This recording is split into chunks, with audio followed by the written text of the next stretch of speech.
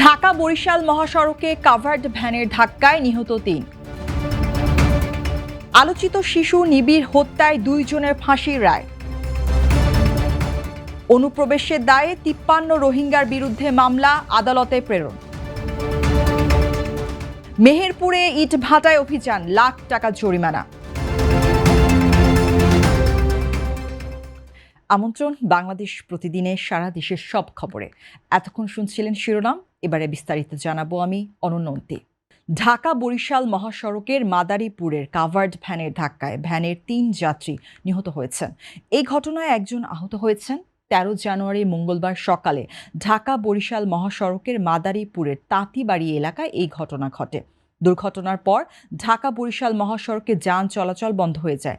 সড়কের টায়ার জ্বালিয়ে প্রতিবাদ জানায় বিক্ষুব্ধ এলাকাবাসী। প্রত্যক্ষদর্শী সূত্রে জানা যায়, ঢাকা থেকে বরিশালের দিকে যাওয়া একটি কাভার্ড ভ্যান ভাঙা ব্রিজ এলাকা থেকে আসা যাত্রীবাহী একটি ভ্যানকে সজোরে ধাক্কা দেয়। এতে ঘটনাস্থলে ভ্যানের ২ যাত্রী নিহত হন এবং আরও ২ জন গুরুতর আহত হন। পরবর্তীতে হাসপাতালে চিকিৎসাধীন অবস্থায় আরও একজন মারা যায়। কাভার্ড ভ্যানটিকে চাপা দিয়ে দ্রুত ঘটনাস্থল ত্যাগ করে। পরে স্থানীয় লোকজন হতাহতদের উদ্ধার করে। মাদারীপুর সদর থানার ভারপ্রাপ্ত কর্মকর্তা আবুল কালাম আজাদ বলেন, খবর পেয়ে ঘটনাস্থলে পুলিশ পাঠানো হয়েছে। তৎক্ষণাৎ নিহতদের পরিচয় নিশ্চিত করতে পারেনি পুলিশ। ঘটনাটি তদন্ত করে প্রয়োজনীয় আইনগত ব্যবস্থা গ্রহণ করা হবে। চুয়াডাঙ্গার জীবননগরে যৌথ বাহিনীর অভিযানে আটকের কিছুক্ষণ পর পৌর বিএনপির সাধারণ সম্পাদক শামসুজ্জামান ডাবলু মারা যান। ১৩ জানুয়ারি মঙ্গলবার ঘটনার পর থেকে জীবননগর স্বাস্থ্য কমপ্লেক্স এলাকায় বিক্ষোভ করছে বিএনপি ও অঙ্গ সংগঠনের নেতাকর্মীরা। স্থানীয়রা জানায়, সোমবার রাত ১০টার পর জীবননগর উপজেলা স্বাস্থ্য কমপ্লেক্সের সামনে তার নিজস্ব ওষুধ ফার্মেসি থেকে তুলে নিয়ে যায় সেনা সদস্যরা।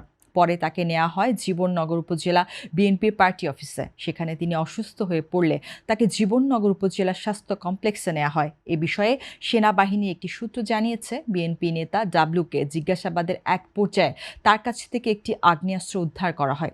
এতে তিনি ভীত হয়ে পড়েন এবং স্ট্রোকে আক্রান্ত হন। সাথে সাথে তাকে নেওয়া হয় জীবননগর উপজেলা স্বাস্থ্য কমপ্লেক্সে।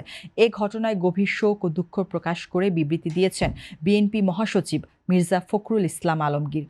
বিবৃতিতে মির্জা ফখরুল বলেন, নিরাপত্তা বাহিনীর সদস্যদের দ্বারা সংঘটিত এ ধরনের ঘটনা দেশের জন্য শুভ নয়। শরীয়তপুরে বহুল আলোচিত ৬ বছরের শিশু হৃদয় খান নিবিড় হত্যা মামলায় ২ আসামিকে মৃত্যুদণ্ড এবং অপর এক আসামিকে ২১ বছরের সশ্রম কারাদণ্ড দিয়েছে আদালত।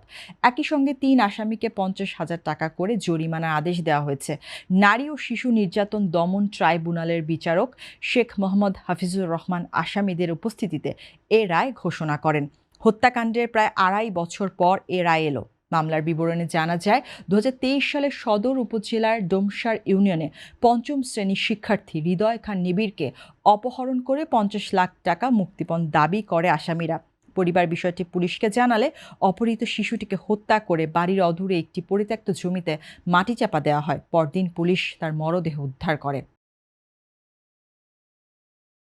টেকনাফের হোয়াইক্যাং সীমান্ত দিয়ে বাংলাদেশে অনুপ্রবেশকালে ৫৩ জন রোহিঙ্গাকে আটকের পর মামলা দায়ের করেছে বিজিবি। তাদের মধ্যে একজন গুলিবিদ্ধ অবস্থায় চট্টগ্রাম মেডিকেল কলেজ হাসপাতালে চিকিৎসাধীন রয়েছে। বাকি ৫২ জনকে কঠোর পুলিশি নিরাপত্তায় আদালতে নেওয়া হয়েছে। ১৩ জানুয়ারি মঙ্গলবার দুপুরে তাদেরকে আদালতে তোলা হয়।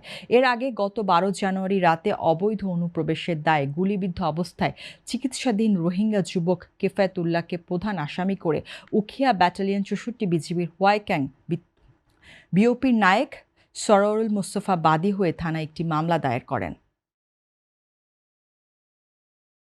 মেহেরপুরের গাংনী উপজেলার বামন্দি এলাকায় অবস্থিত বামন্দি ব্রিক ইটভাটায় অভিযান চালিয়ে ১ লাখ টাকা জরিমানা করেছে ভ্রাম্যমাণ আদালত। ১৩ জানুয়ারি মঙ্গলবার গাংনী উপজেলার সহকারী কমিশনার নাবিদ হোসেনের নেতৃত্বে এই অভিযান পরিচালনা করা হয়। অভিযানে ইটভাটায় অবৈধভাবে কাঠ পোড়ানোর প্রমাণ পাওয়া যায়। এ অপরাধে ইট প্রস্তুত ও ভাটা স্থাপনায় ২০১৩ এর ৬ ধারায় ইট ভাটাটিকে ১ লাখ টাকা জরিমানা করা হয়। অভিযানে পরিবেশ অধিদপ্তরের পরিদর্শক টিপু সুলতান, বাংলাদেশ সেনাবাহিনীর গাংনী ক্যাম্পের সদস্য এবং গাংনী থানা পুলিশের একটি দল সহযোগিতা করে। ব্রাহ্মণবাড়িয়ার ঐতিহ্যবাহী টাউন খাল দখল ও দূষণমুক্ত করে নান্দনিকভাবে গড়ে তুলতে পরিচ্ছন্নতা অভিযান শুরু করেছে পৌরসভা।